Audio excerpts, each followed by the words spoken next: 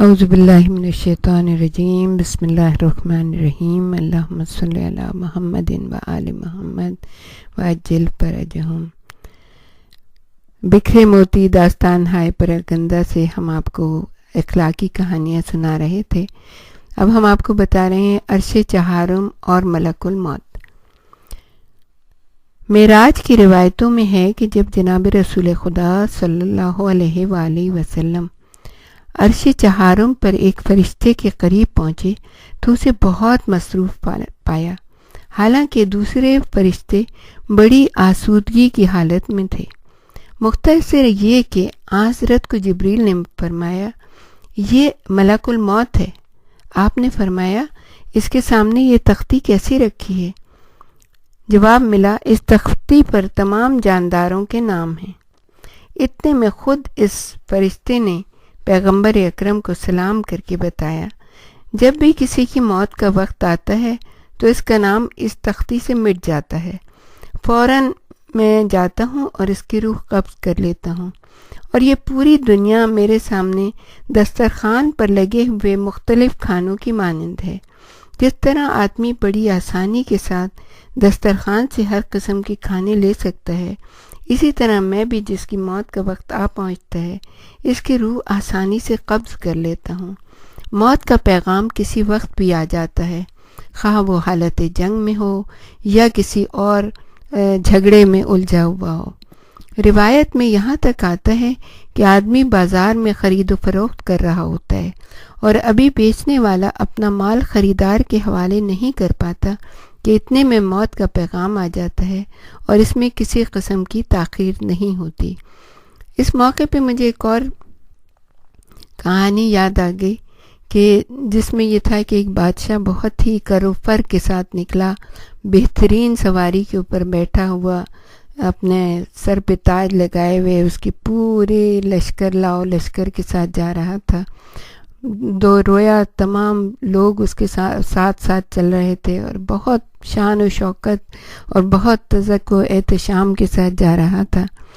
اتنے میں اس نے دیکھا اس کے جس سڑک پہ وہ جا رہا تھا، جس مقام پہ، کیونکہ بادشاہ کے آگے آگے کوئی بھی نہیں چل سکتا، وہ بادشاہ خود ہی اکیلا جا رہا تھا اور پیچھے سارا لشکر تھا۔ تو اس نے دیکھا کہ ایک مفلوق الحال بہت ہی بوڑھا شخص، اور بہت ہی اس کے لباس بھی ایسا پھٹا ہوا سا تھا، وہ سامنے آ گیا۔ اس نے عجیب نظروں سے اسے گھور کر دیکھا اور اس سے کہا، میرے سامنے سے ہٹ جاؤ۔ اس نے کہا، میں ہٹنے کے لیے نہیں آیا۔ یہ کہہ کر اس نے بادشاہ کے گھوڑے کی لگام پکڑ لی۔ جیسے ہی اس نے لگام پکڑی، بادشاہ نے چاہا کہ اس کے ہاتھ میں جو ہنٹر ہے اس سے اس کی خبر لے، اور اس پہ غصہ کرنے لگا کہ تم ابھی چھوڑ دو ورنہ میں تمہیں چھوڑوں گا نہیں۔ اس نے کہا، میں چھوڑنے کے لیے نہیں آیا ہوں، میں موت کا فرشتہ ہوں، میں تمہیں لینے کے لیے آیا ہوں۔ بس یہ سننا تھا کہ بادشاہ نے ایک دم اس کے آگے گھگیانا شروع کر دیا اور کہنے لگا، مجھے معاف کر دو، مجھے معاف کر دو، مجھے ابھی نہیں جانا، مجھے گڑ گڑانے لگا۔ لیکن فرشتہ اجل نے اس کو ایک لمحے کی بھی مہلت نہ دی، اور اس کی روح وہیں قبض ہو گئی، اور وہ گھوڑے سے اچانک گر گیا اور سارے لشکر میں کھلبلی مچ گئی۔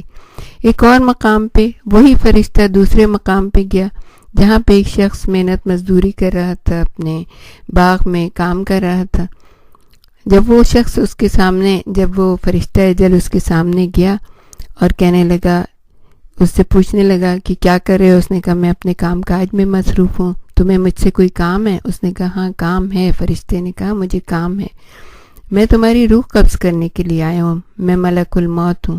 اس نے کہا، بھائی تم بہت دیر سے آئے، میں کب سے تمہاری راہ تک رہا تھا، مجھے اپنے رب سے ملنے کا بڑا شوق ہے، تم بہت دیر سے آئے، تو کب روح قبض کرو گے؟ تو فرشتے نے کہا، اگر تمہاری خواہش ہے تو تم مجھے بتا دو، کیونکہ پروردگار عالم سے مجھے یہ اجازت ملی ہوئی ہے کہ تم اپنی وہ آخری خواہش بیان کر دو، پھر اس کے بعد میں تمہیں لے کے جاؤں۔ تو اس نے کہا کہ نہیں میری کوئی خواہش نہیں۔ کہا، پھر بھی کچھ بتا دو۔ کہا، تو بس اچھا اتنا ہے کہ 2 رکعت نماز پڑھ لوں، میں چاہتا ہوں کہ اپنے سر کو اپنے مالک کے سامنے سجدے میں رکھ دوں، اور پھر اس حالت میں تم میری روح قبض کر لینا۔ فرشتے نے اسے اجازت دے دی۔ کہاں تو وہ بادشاہ جس کو ایک لمحے کی فرصت نہ دی اس نے، اور کہاں یہ شخص کہ جس وقت اس نے اپنے گڑ گڑا کے اپنے رب سے مناجات کی اور پھر اس کے بعد اس نے سجدے میں سر رکھا، ملائک الموت نے اطمینان کے ساتھ اس کی روح کو قبض کر لیا۔ عزیزان گرامی، موت کسی وقت بھی آ سکتی ہے، موت شیریں بھی ہو سکتی ہے، موت شہد سے زیادہ شیریں ہیں۔ ہمیں وہ وقت یاد آتا ہے جب شب عاشور امام نے حضرت قاسم سے پوچھا تھا کہ قاسم تم موت کو کیسا پاتے ہو؟ قاسم نے کہا بنی ہاشم کا یہ بچہ جسے ہم نے تاریخوں میں یہ پڑھا کہ وہ یہ کہتا ہے کہ چچا جان موت میرے لیے شہد سے زیادہ شیریں ہیں۔ تو عزیزان گرامی، ہم ان ہستیوں کے ساتھ ہو جائیں تو ہمیں موت سے کیا ڈر۔ ربنا تقبل منا انک انت السمیع العلیم وتب علینا انک انت التواب الرحیم، انا للہ و انا الیہ راجعون۔ ہم اسی کی طرف سے آئے ہیں اور ہمیں واپس پلٹ کے بھی اسی کی طرف جانا ہے۔